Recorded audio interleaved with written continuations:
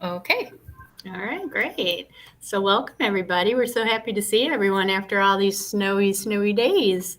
My name is Ann Brosnan. I am one of the school psychologists at the Virginia Hills ECAT program, and very happy to see you all here today. And we're very excited to have our colleague Trinity Edwards with us. Trinity is a special education teacher who works with families and other care providers to provide support to students in their homes or in preschools or child care centers through our early childhood resource program.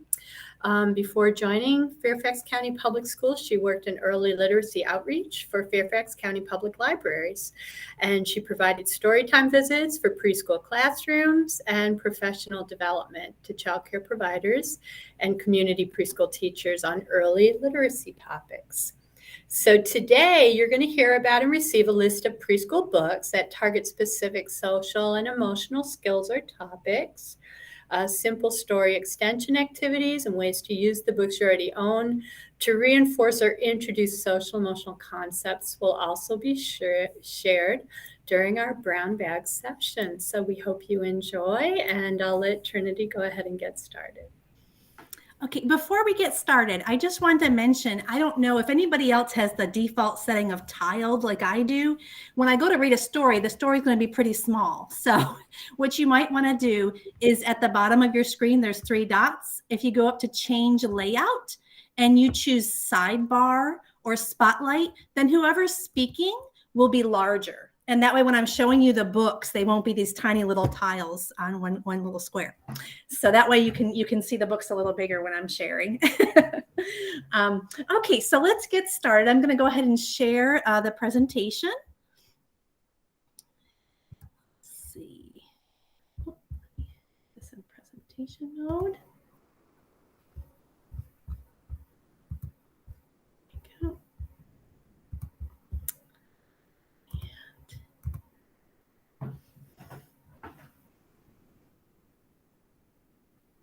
And as Ann shared, we'll be talking about children's literature and social emotional learning.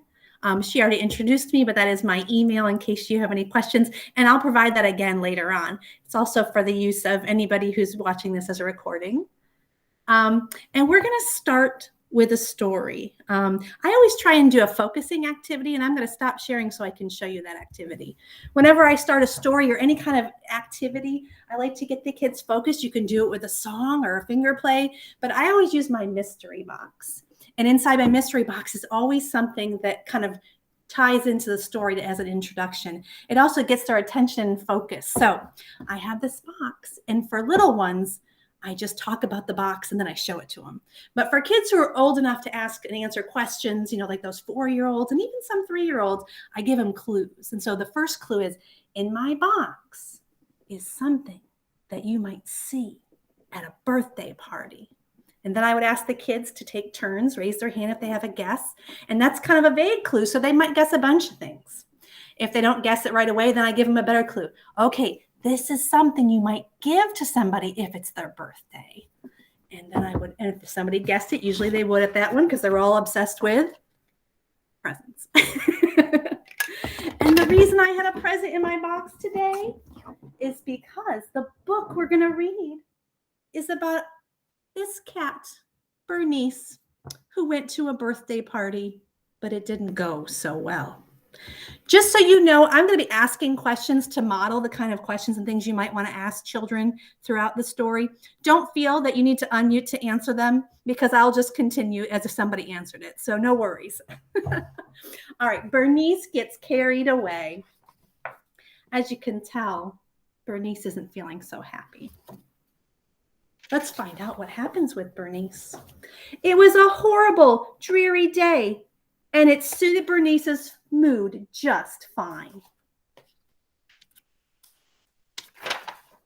Everyone else had gotten a frosting rose on their piece of cake, but not Bernice. She got a plain white square from the middle.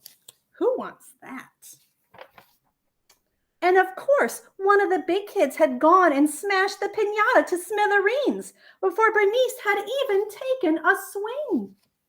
Everyone else had gotten yummy candy and prizes, but not Bernice. She found one lousy gumdrop that someone had stepped on. Who wants a stepped on gumdrop? Bernice was in a bad mood. So when she saw that they were about to hand out the balloons, she didn't take any chances. Uh-oh, what do you think she's going to do? Mine, she cried and grabbed the whole bunch. Look at her friends. How do you think that makes them feel? But it was one balloon too many, and up, up, up and away floated Bernice. Oh no. She floated up past a surly gray squirrel. Surly's another word for grumpy. And alongside a very blue bluebird. Blue can mean kind of sad. And to the bottom of a brooding black rain cloud where she got stuck. Brooding kind of is when we're feeling grumpy and we want to stay that way. Bernice guessed she wasn't the only one having a bad day. She peered down past her paws at the big world below and noticed how little everything looked. Suddenly, her problem seemed pretty small. Bernice glanced up at her enormous bunch of balloons and felt pretty small herself. So she gave the cloud a balloon to remind him of sunnier days. He got fluffy and stopped weeping rain. Oh, that was so nice of her. She gave the bluebird a balloon to brighten her empty nest. The bird burst into beautiful song. She gave the squirrel a balloon to soften him up. He hugged it and smiled and chattered as Bernice gracefully floated back to the ground. Oh, look at our squirrel now. How do you think he feels?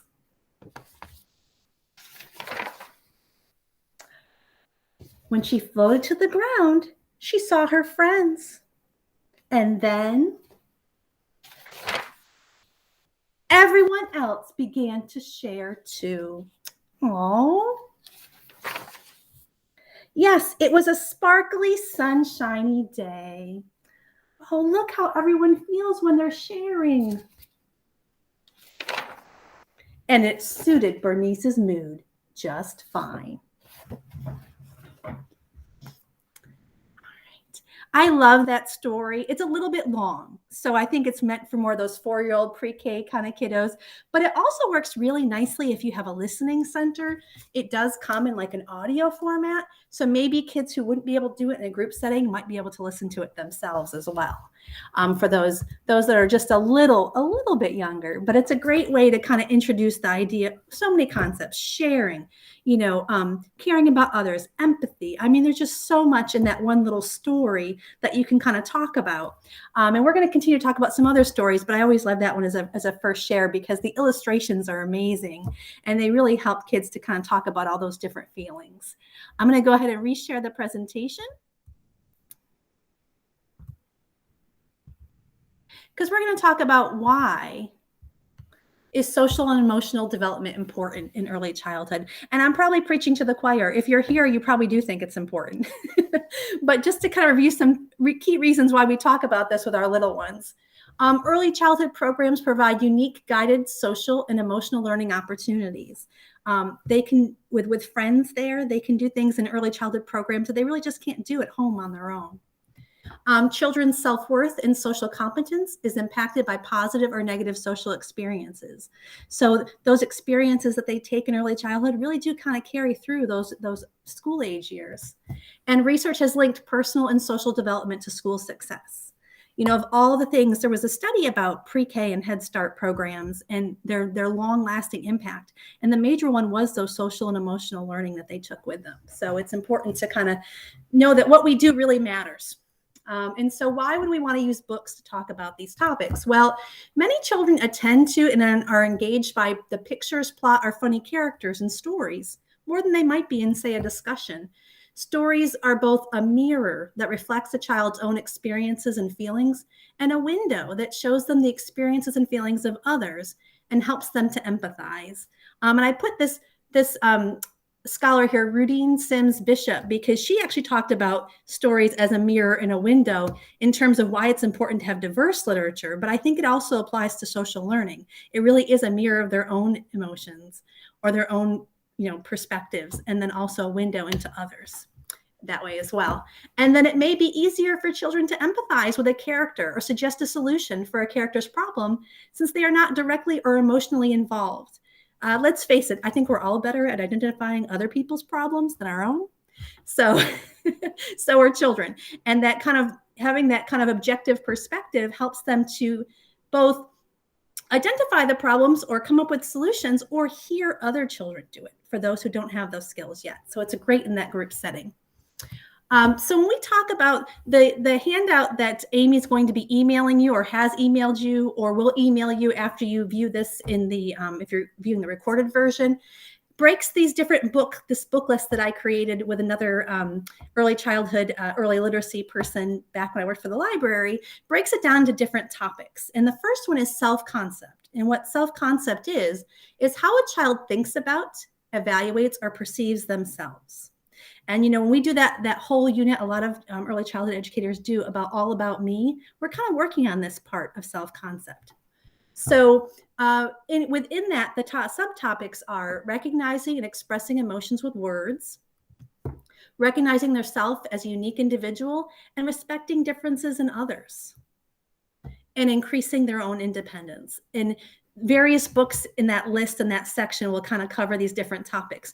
And I'm sure if you really think about it, some of the books you already read do this as well. So one of my favorite books when it talks about understanding that yourself as a unique individual and then respecting differences in others is Some Monsters Are Different. So again, I'm going to stop presenting so I can show this book to you.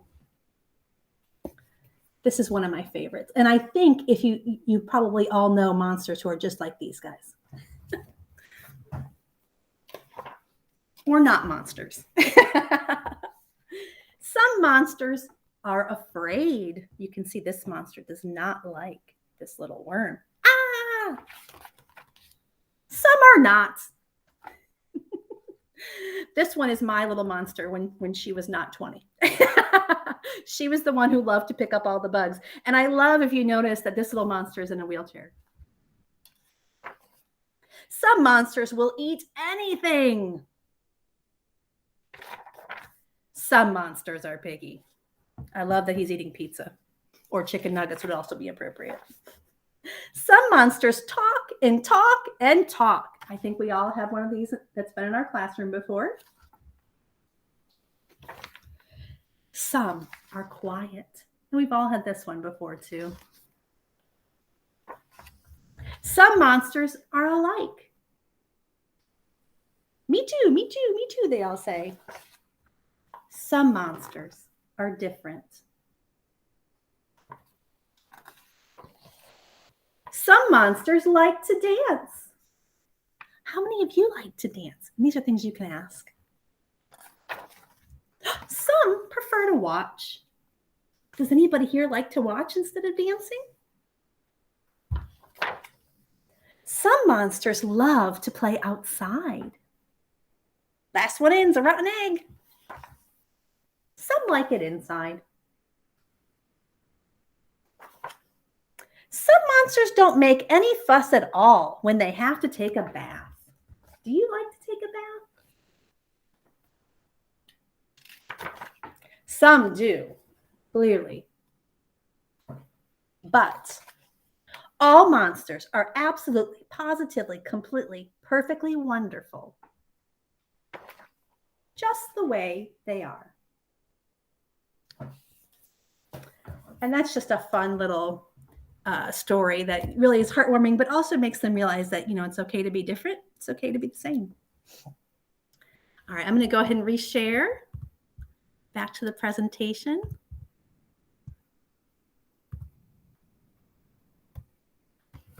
The next section of the handout talks about self-regulation. I think this is something that we all either work on or want better ways to work on with our little ones, especially in that class setting. And I know it's something with so many children not having access to preschool programs and other things last year that we're all kind of struggling with this year. So self-regulation is a child's ability to control and direct their own feelings, thoughts, and actions. Sounds really simple and easy, right? These books in this section kind of cover some of the important keys for working on self-regulation: rules, routines, and transitions. The things that we all want to have, in place to hopefully set everybody up for success. And just really quickly, because I own some of these in my personal library, I can't read them all, but I wanted to show you these books. Quiet, Loud. This is really good if you work with toddlers, or even if you work with kids who don't seem to understand the difference between quiet and loud, because it's just fun and cute and engaging. It's a very short book, but it talks about whispering is quiet, screaming is loud, and it kind of goes on about things that are quiet and things that are loud. A great extension to reading a book like this is having a basket of things and having everybody say, is this quiet or is it loud? And it's just kind of a fun and engaging way to kind of work on, what does it mean when I say quiet? Because for some children, that's just not part of their vocabulary. If you've got kiddos who are having a hard time with nap time, this talks about nap time at like a social story kind of thing, but from the perspective of a home nap. However, the great way to use this in a child care center or in a group setting is to talk about, well, what does our nap time look like? This person does this. What do we do? Or maybe taking the words here and making your own little book with pictures of your class and what that looks like at nap time. And then there's another one. This series by Cheryl Miner this one's called Listen and Learn, and it really breaks down listening into like a social story format. They use these a lot in our pre-K program. They're a little bit long for kids who are not 4 or older. However, you can picture walk. You can use just different pages for like 3-year-olds, or you can just kind of use just like I said, use the pictures and kind of keep it simple. Don't read the whole thing at once. You never have to read a book cover to cover. A lot of times, if I can't find a book that fits what I want that's short enough, then I'll choose which pages I'm going to skip. So those are just a few things under rules, routines, and transitions that I just happen to have to show you. Self-control. That part where, controlling your inhibitions, that is such a struggle for our little ones. And some of the books kind of address that. And then in that list, and then developing positive responses to challenges is another area in that second self-regulation section. In one of the books I wanted to share with you, one of the challenges I think for all preschoolers is waiting. Waiting is not easy. This title says it all. It is not easy to wait. And so I wanted to share this book by Mo Willems. If you're familiar with the Gerald and Piggy series, a lot of the kids who've heard these stories before love these characters, so that's also a plus. But it kind of shows them that kind of everybody has a hard time with waiting. It's not directly, addressed here, but one of the great things to talk about during this story is, or after the story, is what can we do when we have to wait to make it easier? Can we look around and count something in the room? Can we, sing a song? What can we do while we're waiting? And have the kids think of ways that they can deal with waiting. I'm going to go ahead and stop sharing so I can show you the book a little bit larger. And we're going to talk about waiting is not easy. Gerald, says Piggy, I have a surprise for you. Yay, what is it, says Gerald. The surprise is a surprise, says Piggy. Oh, says Gerald. Is it big? Asked Gerald. Yes, says Piggy. Is it pretty? Asked Gerald. Yes, says Piggy. Can we share it? Asked Gerald. Yes, says Piggy. Look at Gerald's face. How does he look? I think he's excited. I think Piggy's excited too. I cannot wait, says Gerald. You'll have to, says Piggy. Wait, what? Why? Says Gerald. The surprise is not here yet, says Piggy. So I will have to wait for it? Asked Gerald. Yes, says Piggy. Groan, says Gerald. Oh, well, if I have to wait, I will wait. I am waiting. Waiting is not easy, says Gerald. Piggy, I want to see your surprise now, says Gerald. Poor Piggy. I think it's a little scary when he's shaking her like that. I am sorry, Gerald, but we must wait. Groan, says Gerald. Oh, he's looking a little bit frustrated. I am done waiting. Ooh, now he looks, mad. I do not think your surprise is worth all this waiting, says Gerald. I will not wait anymore. Okay, I guess I will wait some more. It will be worth it, says Piggy. Piggy is trying to be positive.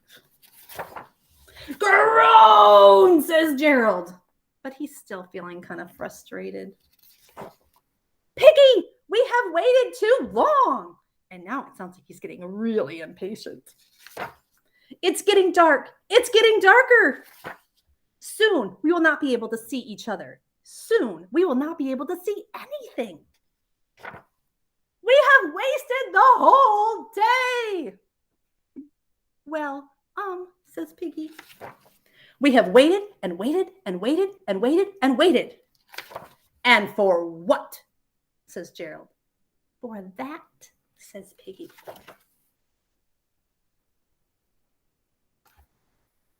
Oh, they had to wait because it was during the day and they wanted to see the stars, at night.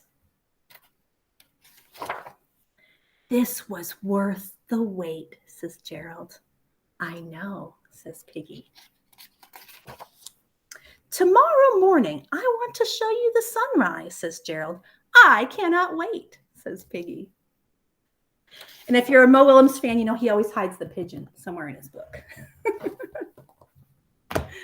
So that one's just a fun way to kind of talk about waiting, and you can kind of do the debrief with them at the end about, strategies they can do to deal with the challenge of waiting in line, waiting for a turn. There's so many different things where they have to wait, and that's one of the biggest struggles for our little guys when that classroom setting. Because if they came from home and they don't have that experience before, then waiting is the hardest part.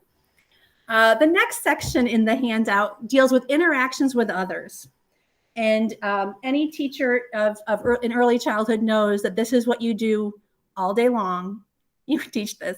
But it's also great to do it with books because, again, they're removed from the problem. They're not part of the problem. There's no emotional attachment to that problem. And they might be able to see a better perspective. So in the interactions with others means a child's ability to relate to peers and familiar adults. I think we all know this. And that includes making new friends, cooperation. I think part of cooperation is compromise, right? Participating in a group, and manners. And then also empathy. And when we're talking about empathy in early childhood, we're talking about the ability to understand and share the feelings of another. So for children, it means to begin to recognize and respond to the needs, rights, and emotions of others, which is really something that they're just working on. It takes adults a long time to learn empathy, right? So these guys are just beginning to learn this. One of my favorite books when it talks about basically that cooperation, compromise, and also gets into the next section we're going to talk about, which is social problem solving, is Red and Yellow's Noisy Night. And I'm going to go ahead and stop sharing so I can show you this book. Red and Yellow live in the same tree. Strangely enough, it's an olive tree. And they have a problem.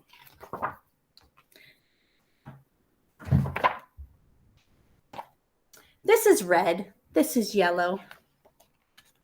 They live happily together in the branches of the olive tree. Some days more happily than others. One night, Yellow was getting ready for bed when there was a very loud noise. It was Red playing his strumming. I'm sleeping, Yellow said to Red. You don't look like you're sleeping, Red said to Yellow. Well, I'd like to be sleeping, Yellow said to Red. Oh, said Red. And Red went back to playing his strummy more loudly than before. Oh, is that a good thing for him to do? Is that being a good friend? Stop playing your strummy so I can sleep, says Yellow. Red was also upset. Stop trying to sleep so I can play my strummy, says Red. They weren't getting anywhere. Red began playing. Oh, then Red listened, and he heard that the night was very quiet. And he began playing a quieter tune on his strummy. Yellow liked it, and Red did too. Then they both had a wonderful idea, which happens sometimes. Red played his strummy very sweetly for Yellow. The sounds of Red's strummy helped Yellow fall asleep. And everything was good in the olive tree once again. The end. So that's just one that kind of talks about that cooperation and compromise. And I'm going to go ahead and share the presentation because it kind of follows into this next section, which is also about social problem solving. So social problem solving is a child's ability to learn and use appropriate verbal skills to resolve conflicts. And again, one of those things that we're working on every day, all day with our young children. So expressing their feelings appropriately, recognizing conflicts and seeking solutions, and sharing and taking turns. So that's kind of the end of those sections for about the different types of books that are in the handout. Just some things to consider when reading and talking about social and emotional topics. Think about the age and attention span of the children you're working with. For instance, if you're working with 2-year-olds, you're really not going to do much more than a short book or a board book, and keep those sessions really small. If they're not ready to pay attention at the time of day or their attention is not there, they're really not going to get much out of it. Think about yourself and how there's times a day that just don't work for you. And also keep in mind you can shorten the books by doing a picture walk or just only doing select pages. Think about the time of day, right before lunch, maybe not as attentive. Other times of day that might not work for your classroom. Consider that they're going to share their emotions and stories. So make sure that you leave time for that. Especially those 4-year-olds, they love to share their stories. So if you're going to talk about something that they're going to maybe want to talk about, make sure there's a little bit of time built in for that as well. And then, be ready to talk and answer those questions that they may have. And if you have a cozy place in your room, that's sometimes the best places to kind of enjoy those kind of stories. And think about what's the best setting. Is this a good book for the whole class to hear? Is there a child who's having a hard time who maybe needs to hear the story one-on-one so they kind of get the meaning of it? Or is it something, if you have a listening center, that you can put there for them to enjoy? Sometimes one time reading it isn't enough and they need to hear a story over and over again. And for instance, if they've heard this story a few times and now they're having a hard time coming to a compromise, maybe you can be like, well, remember what Red and Yellow did? And how they met in the middle and they compromised. Think about that. You can use the characters as learning opportunities when you're trying to solve a new conflict. As examples, not learning opportunities, examples. I think we're running out of time, so I'm not going to share this book, but I do want to mention to you, don't forget about books that you already have in your classroom. I showed this book because it's a book that I love, and I use this all the time to talk about being sad, scared, worried. And this is not on the book list, but Little Owl Lost is about an owl who gets separated from his mommy. So that can be one that you can add to your list if you are interested. But you might have other books about those kinds of feelings. Think about the topics that naturally occur when you're reading a story. Sometimes it's not planned. Sometimes it just comes up, and it's a great opportunity to kind of use that to teach. So I'm going to skip over that story. But if you are watching this live or if you registered, you can put your email in the chat. It should be coming to you, but you can also put your email in the chat or email Amy at asheldon@fcps.edu. And if you're doing a recorded version, you can email either of us and we'll send you this, the list of books so that you'll have it. I did want to really quick, before we get to questions and comments, I had a couple of extension activities I wanted to share. So I'm going to stop presenting because I know that the best thing of any training I ever went to is when you come home with activities you can use. So real quick, I'm going to talk about this activity. If you're talking about feelings, you can use pictures of the feelings and have the children identify them. I always start with the ones that I'm pretty sure they know. So most kids know happy and sad, right? So how does this person feel? Happy. And there's a reason I'm going to put this at the bottom and I'll explain. How does this person feel? Sad. And then I would go in with I think with young children, maybe 2 to 3, I might get to happy, sad, and maybe mad, because they usually know that, mad or angry, right? As they get to know a little bit more, I might do scared. And I'm going to put this one on top because it may be new to them. Maybe tired. I think they all have felt tired, but do they think to identify it? Maybe not. And then it gets a little trickier with some of these, like silly, excited, surprised for those older kids, right? And then what I do is after we've named them all and put them on my board, now I take a character from whatever book I've read. So if I read the owl book, I might be an owl, and I'm going to hide the owl, and we're going to find him together. So I usually hide him somewhere toward the bottom because I want them to have the repetition of saying these words with me again. So what I'm going to do is say, okay, everyone, we're going to find owl, and we'll say it together. Little owl, are you hiding behind the scared face? Let's see. Oh, no. Little owl, are you hiding behind the tired face? And if I know that they know them, I pause and wait for someone to say it. If it's brand new, then I'll say it for them. And then we keep going, checking behind each one until we find the owl. And you can do this 2 or 3 times. And, they're so focused and waiting for that owl that it really provides great repetition of vocabulary, whether it's social emotional vocabulary or other vocabulary. But it's just a great activity that kind of keeps on giving. If you're working on things such as self-regulation, this actually comes from our pre-K program. They have this curriculum they use called circle games. And this is my, green means go, red means stop. And you can pick an activity, clapping their hands, kicking their feet, jumping up and down if they need to get those wiggles out. Or you can use a little die or something like this to choose. And when you do this, they do it. And when you do this, they stop. And they have to really focus and pay attention to your circle to know whether to stop or go or stop. Then when they get really good at it, you really mix it up and make their brain work hard by saying, okay, when it's red, we're going to go. And when it's green, we're going to stop. And it's just kind of a fun way to kind of work on that focus and attention, self-regulation, and by jumping up and down or dancing, whatever, they're getting some wiggles out too. So it's kind of a threefer.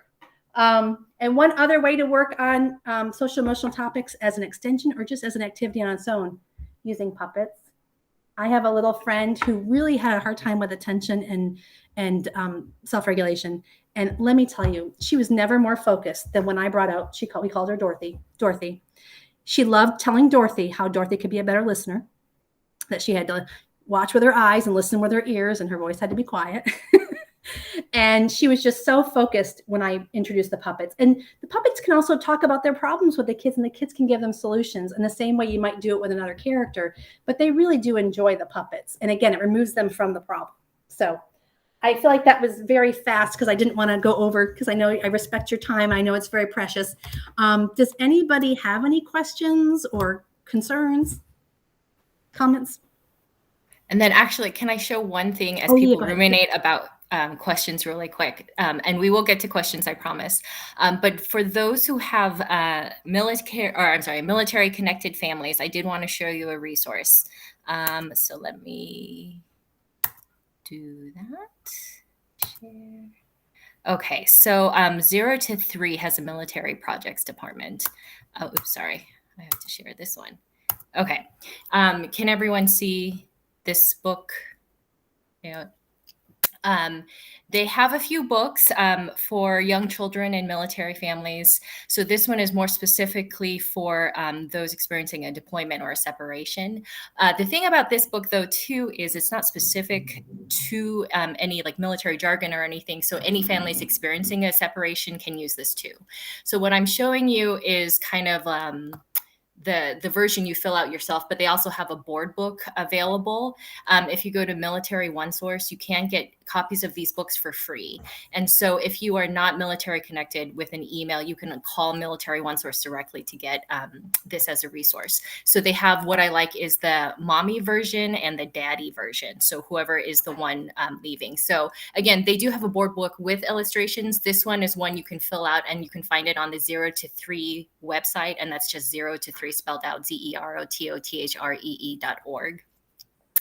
And so some things you can do is like right here, it's just, oops. she is not here right now. Could be, you can have a picture of mom here, she is there, and then a picture of mom or dad where they are, depending on which version you have. And then there's another, this one, she brushes her teeth there, I brush my teeth here. And you can take pictures of mom and child doing that. So I like this because you can personalize it, but they also have the board books available. So that is that one. Also, they do have available anything on reunification, so a family member coming back. That book is called Home Again. And then they also have one if your parent has been injured and experiencing that process. That one is called Sparrow. And so again, those books are available for free. Also, I did want to mention for Trinity's book list that I will be sending out to those who don't have it already. Most of the books are available. I think all of them, you said, were available at the library. I think I noted on the ones that weren't, because it used to all be available, right, and a few of them aren't anymore, but I noted which ones weren't. Okay, perfect. So that one is noted. I will get you that list. And then also there are some on YouTube that are available as read alouds if you want to kind of browse through them first to see if it's a good fit before you go and check them out. So I have those there. But what I'm going to do is I'm going to stop recording. I'm going to do the questions, and we'll talk about some other updates too.